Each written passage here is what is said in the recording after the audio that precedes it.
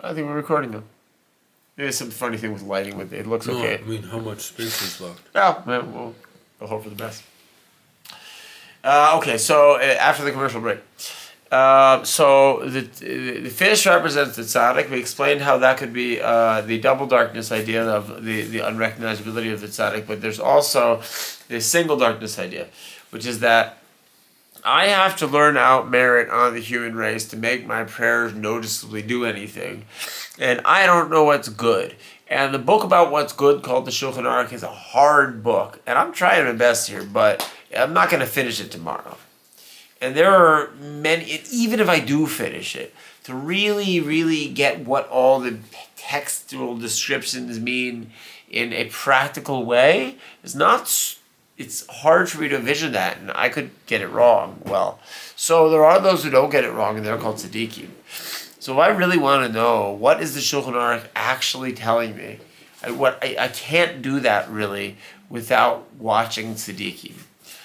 And so part of what it means that I connect my prayers with the tzaddik and I connect my learning with the tzaddik is that I see that the tzaddik, this person fulfills what it really means. When I learn the Shulchan Aruch, I maybe will better understand what exactly the tzaddik is doing, but I can rely on the tzaddik's pasak, the tzaddik's behavior, that if I watch this guy, and I should pray that I encounter some great rabbi that's conduct is so fantastic that it's very easy for me, at whatever my level of understanding is, to take away, oh, these are excellent qualities in a human being, better than what I could just observe on the street. And now that I can identify these excellent qualities, and I've learned some that I can argue how they're manifesting them, now I can learn merit on people and say, oh, he's acting like this tzaddik. I have a very clear argument why what this guy's doing is good, and I've identified it by saying the tzaddik, and I can explain it because I learned some of the Shulchan Aruch. I have some explanations for why the tzaddik is what he's doing and why it's good. And so the fact that I need a role model to learn out merit and to make my prayers sort of effectively work in a way that I can see, according to what we learned in this Likutei, this is sort of a single darkness problem. And then all we need to do is actually encounter such a tzaddik. And we can pray for that. And even if you only say that the praying orients our attention on finding that, this is a way that we can find them. How are our prayers the single and double darkness?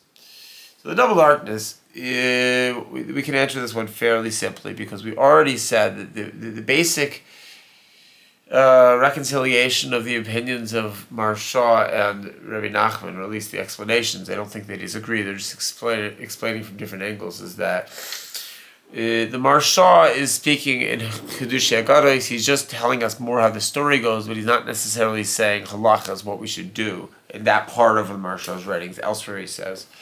But Likutei Moharan is based on the Shulchan Aruch, and we should merit to figure out how that is exactly.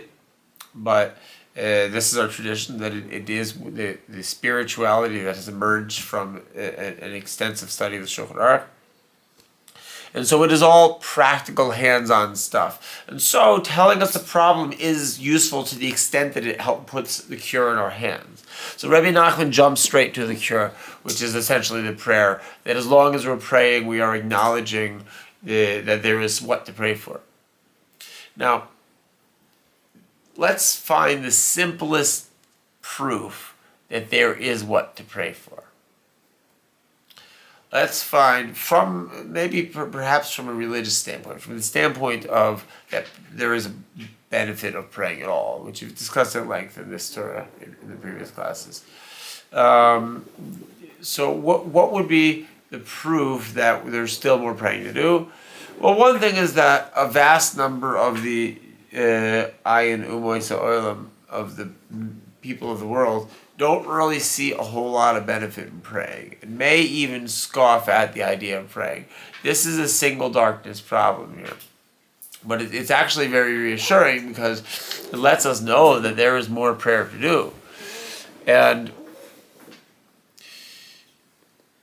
if everybody saw the benefit in praying, well, then they would do it. And this is something that we've discussed in this particular Torah, that as we become more and more smart in halakha, more and more studied, and more able to learn out merit in a strong, very defensible way on the people we encounter, and therefore bring them into our prayers.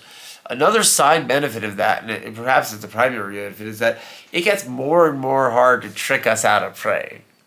And we've discussed many of the tricks that will try to get us to not pray, or not pray at a regular time that will cause us to actually result in more prayer. If you do something regularly, you wind up doing it more than if you do it randomly. And also fully invest ourselves in the prayer. Maybe the trick is just, well, if I can just get him to pray half-heartedly, then the Yetzer Hara has some achiza, it has some life force it can take later after the guy's done praying, because he still has some leftover that he didn't use in the prayer, that now the Yetzer Hara says, oh, sweet, I still have it's like if you leave food out on the table without finishing it too long, then you get the bugs. That's like the metaphor for the Yetzer Hara. So you have to eat all the food in the prayer. Right, when we bring a korban bring a oilless tummy, bring a important korban on the sacrifice in the Holy Temple, it is supposed to be completely either burned away, or depending on the type, it is supposed to be completely eaten, and we're not supposed to leave any of it remaining. And prayer is our current version of doing the sacrifices of the Beis Hamikdash. It is very heavily based on the order of the sacrifices of the Beis Hamikdash. So whatever we accomplish with the sacrifice of the Beis Hamikdash should be accomplished in prayer too, and that involves the complete consumption of that which is to be sacrificed. And what pertains to this particular lesson is that we are to fully invest our emotional intensity into our prayer, so that later it doesn't come out in the wrong place, where emotional intensity. Say someone's driving, I'm driving because it cuts me off in traffic. Even though it might be tempting to have an emotional reaction to that, it sure don't help to have an emotional reaction to that. It might do the opposite. So there are many situations where being calm and just deciding what the right practical thing to do would be beneficial, even though it's hard sometimes with our emotionally active hearts. And prayer is a great solution to that if we fully invest in it. The Yetzer Hara's tricksy devil will try to trick us out of it. So the more educated we become in our process of learning halakha, so we can paskin in the city of Mishpat, as we've discussed, and learning merit on people, is also that we cannot be tricked out of prayer. And those who would scorn prayer are not dumb. The Yetzer Hara that has tricked them into not praying is not dumb. It has tricked smart people. We will get smart sounding reasons why prayer is not effective or should not be emphasized. And we essentially just have to become smart enough not to be fooled by that. And when we become smart enough, then we also can help other people. There's an old Breslov tradition that all advice is, the only piece of advice is pray. And that anytime somebody comes to you for any advice about anything, you have to tell them to pray. But if you just tell them on the nose to do it, sometimes they'll be like, yeah, I tried that, Rabbi. I'm asking somebody else now. I'm asking the non-rabbi guy. So there are a lot of creative ways sometimes. Sometimes the tzaddik will even send a guy on a weird mission because he knows he's going to stop and pray in the middle of it. If he does it, he knows the guy will encounter. So there are many smart ways that we have to figure out how to tell someone the right thing so that the result is that they're going to pray. And so this is essentially the solution to the single darkness issue of that the majority of the world, or at least a large number of people in the world, scorn prayer. We have one other issue, which perhaps we've to some extent addressed, which is that the souls that are brought into the prayer. But there is one other question here that we can address, which is at least perhaps the most fundamental religious question. Not a question like, is there a God? Because that's a philosophical question. But if I'm religious and I'm willing to accept, yeah, okay, I'll accept that there's a God, and I'll accept that there is merit to praying to this God. Fine. Then I have a very deep-reaching question, which is that this goes against my animal nature because it doesn't seem to work. Why does it not work when I pray? This is even if it works sometimes, it's a very frustrating question. And so one of our jobs here that Rabbi Nachman gives us the tools to do is to extract ways to help people see the outcome of their prayers. and we have to prepare our expectations accordingly. There's a famous Ramban where he says, sometimes people pray for money and it doesn't always work because it requires a great modification of nature.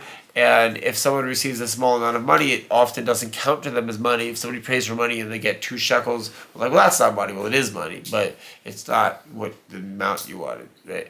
But, so the Ramban advises us, you should pray for personality traits. Pray to be happier. Pray to be more focused. Pray to better understand people's emotion, better pay attention to people, pray to remember people's names better. And these are prayers that he says, like, pretty much, and I think this is, you could just test this one out quasi-empirically. These are prayers that are often answered in a straightforward way.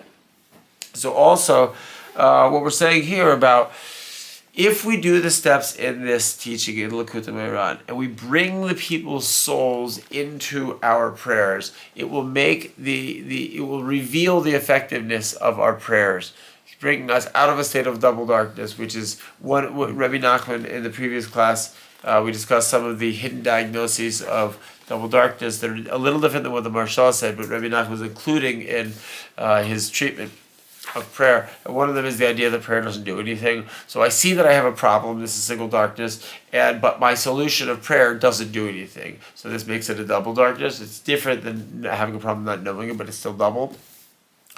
And so the type of prayer that we've discussed, there's 2 stages to it. One prays with this great emotional intensity, which raises them to the city of Mishpat, this divine location from which all human emotion is sort of broadcasted, and with the intelligence that we gain by the learning of halakhic authorities of poskim in depth, we can then sort of straighten that place out. We bring new brain power to this place of great emotional intensity, which is emotional intensity. Brain power don't always occupy the same space, but where there is emotional intensity, we have to have corresponding brain power that we have to build and bring to that place. And this is one of the great efforts that we do in the prayer, as is discussed in this Likutei Moharan.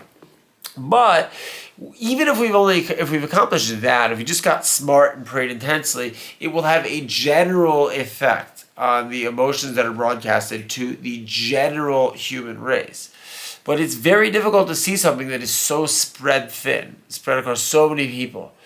So those that we learn merit on in particular have an additional benefit according to the mystical teaching here, which is that the self-discipline, the emotional discipline that we gain by even just reaching this place of mishpat, not to mention the learning that we apply in that place, that all those that we learn merit on, to the extent that we can learn merit on them convincingly, they also get that benefit too.